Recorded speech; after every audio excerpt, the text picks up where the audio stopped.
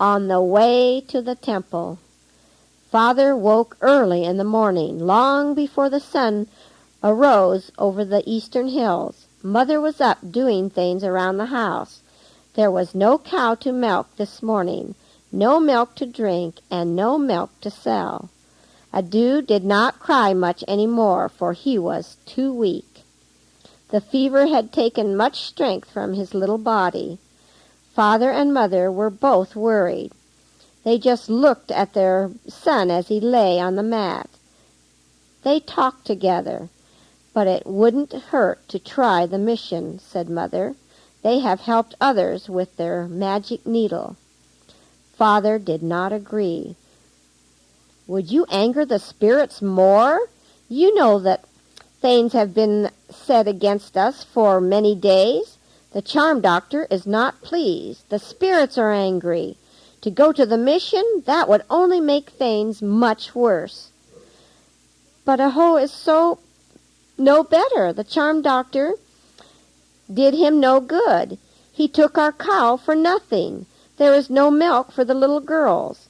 They are not happy since their kitty is dead. And if we lose our son, Mother burst into tears. Then I will do as the charm doctor said. I will take the girls to the temple. No, no, objected Mother. Not to be sold as slaves. It is the only way, said Father.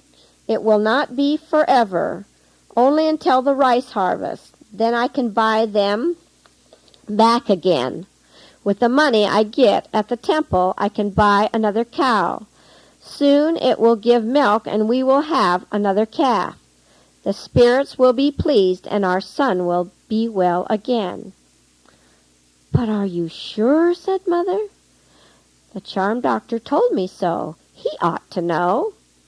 If you are sure that is the only way, I want Underhill to get well again. Father wakened Kasumo and Kamari. Come quickly, he commanded. We must hurry before it is daylight. No, no, objected Mother. Surely you do not mean this very morning. It must be right away, said Father. Underhill will surely die if we wait. Where are we going? Asked Kasumo, putting on her garment. I am taking you to the temple for a little while, said Father, and his tone was more kind than usual. Kasumo and Kamari looked at Mother, then at each other, and then back at Father. The temple? They asked. To be slaves? Only until harvest time, said Father, taking them by the hand. He led them out the door and down the path. Mother stood in the doorway, crying. Oh, poor little flower and little princess. She looked towards the eastern hills, where the first pink glow of dawn was tinting the sky, and with hands outstretched and tears running down her cheeks, she prayed to the God of the sunrise. Whoever you are that makes the sun come up over the hills, please do not let my little girls become slaves. It is too great a price to pay for my little son to be made well. She watched until they disappeared from sight, and then she returned to the house. Underhill was crying, and Mother was crying too. She wondered if she would ever see her little girls again. Down the narrow lane and across the fields went Father and the two girls.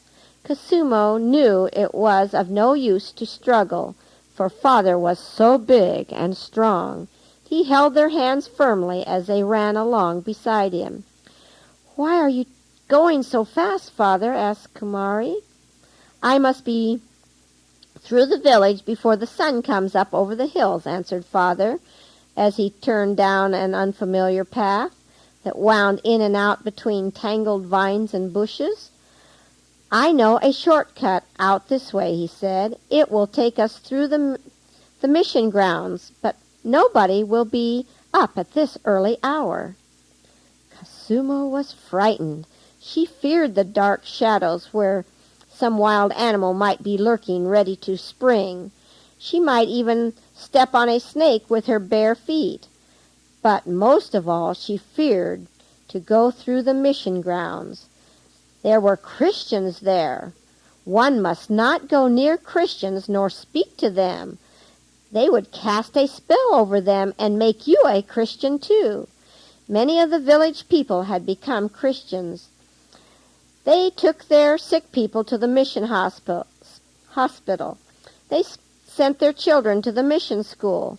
The charm doctor said that Christians were cursed forever. Surely the charm doctor knew. They were nearing the mission. Casumo had heard about it, but had never seen the big white buildings with the red tile roofs.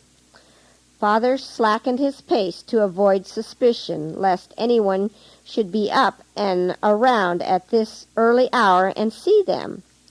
Kamari was glad, for her short little legs were tired from running along beside Father. "Is this the temple?" asked Kamari. "No," said Father, lowering his voice. "The temple is farther on, much farther on. This is the mission." "Will they get us?" Kamari whispered, drawing back. "No, they will not get us. We will hurry through their yard. It is a shorter way to the temple." Across the lawn they went, between the neatly trimmed bushes and lovely flower beds. Casumo looked up at the tall buildings, wondering what was inside of them. They looked harmless enough from the outside.